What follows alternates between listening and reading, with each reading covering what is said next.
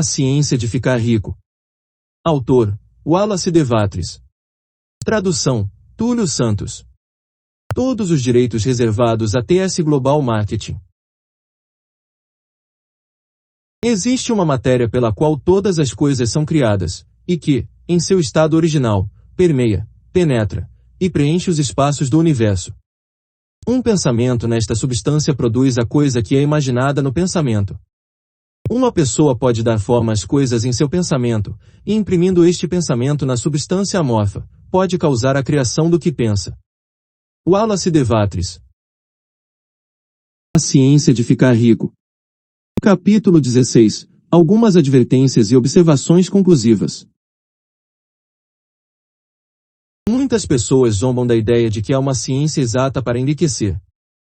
Essas pessoas estão presas à ideia de que a fonte de riqueza é limitada, e elas insistirão que as instituições sociais e governamentais devem mudar antes, para que um número considerável de pessoas possa ganhar sua subsistência. Mas isto não é verdade. É verdade que os governantes atuais mantêm o povo na pobreza, mas isto é porque o povo não pensa e não age de uma certa maneira. Caso o povo comece a agir como sugerido neste livro, nem os governos nem os sistemas industriais podem detê-lo. Todos os sistemas deverão ser modificados para acomodar o movimento de progresso.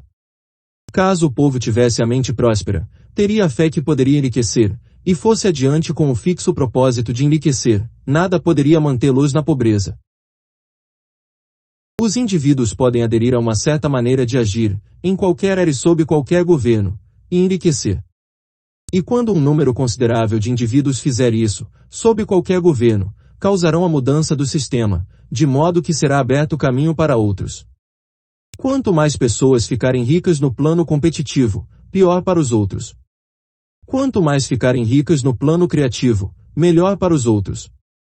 A salvação econômica das massas só se realizará quando um grande número de pessoas aplicarem um método científico estabelecido neste livro e enriquecerem.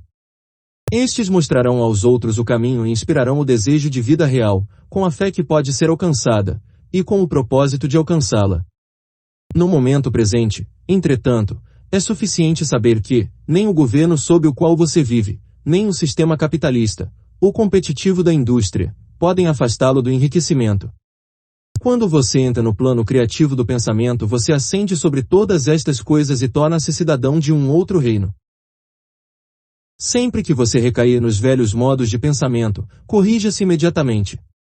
Quando você passa a mente competitiva, você perde a cooperação da mente suprema. Não perca tempo planejando como você irá lidar com situações de emergências possíveis no futuro, a não ser que as medidas necessárias possam afetar suas ações hoje. Você está comprometido em fazer o trabalho de hoje de modo perfeito e bem-sucedido, não com as emergências que podem surgir amanhã. Você pode resolvê-las quando ocorrerem. Não se preocupe, perguntando-se como você superará os obstáculos que podem aparecer no horizonte de seus negócios, a menos que você veja claramente que seu curso poderá ser alterado hoje, a fim de evitá-los. Não importa o quão colossal uma obstrução possa parecer à distância, você verá que seguindo uma certa maneira de agir, ela desaparecerá à medida que você se aproxima, ou um caminho alternativo irá aparecer. Nenhuma combinação possível de circunstâncias pode derrotar um homem ou uma mulher que estejam enriquecendo seguindo linhas estritamente científicas. Nenhum homem ou mulher, que obedece à lei, pode falhar em enriquecer. Ninguém pode multiplicar 2 por 2 e não conseguir 4. Não tenha nenhum pensamento ansioso em relação aos possíveis desastres, obstáculos, pânicos, ou combinações de circunstâncias desfavoráveis.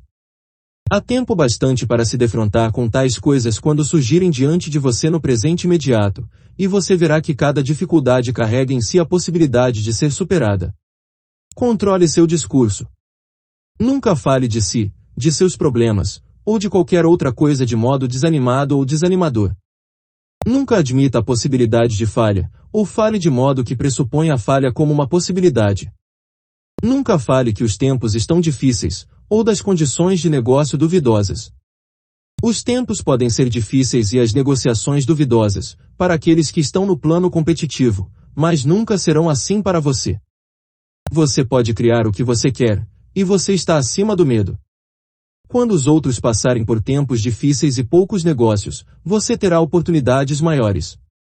Acostume-se a ver e pensar sobre o mundo como algo que está mudando, que está crescendo, a considerar o que parece ruim, como algo que ainda não está desenvolvido. Fale sempre em termos de progresso. Agir de outro modo é negar sua fé, e negar sua fé é perdê-la. Nunca permita sentir-se decepcionado. Você pode esperar ter uma coisa em algum momento determinado, e ela não chegar neste tempo, e isto parecerá um fracasso. Mas se você se prender à sua fé, você verá que o fracasso é só aparente. Prossiga na certa maneira de agir, e se você não receber essa coisa, você receberá algo muito melhor, e você verá que o fracasso era realmente um grande sucesso.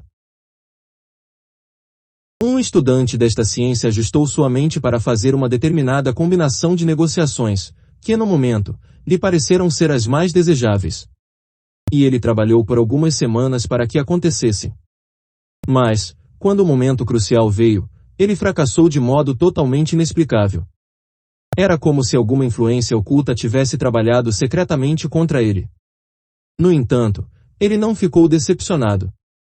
Pelo contrário, agradeceu a Deus por seu desejo ter falhado, e se manteve firme com uma mente grata.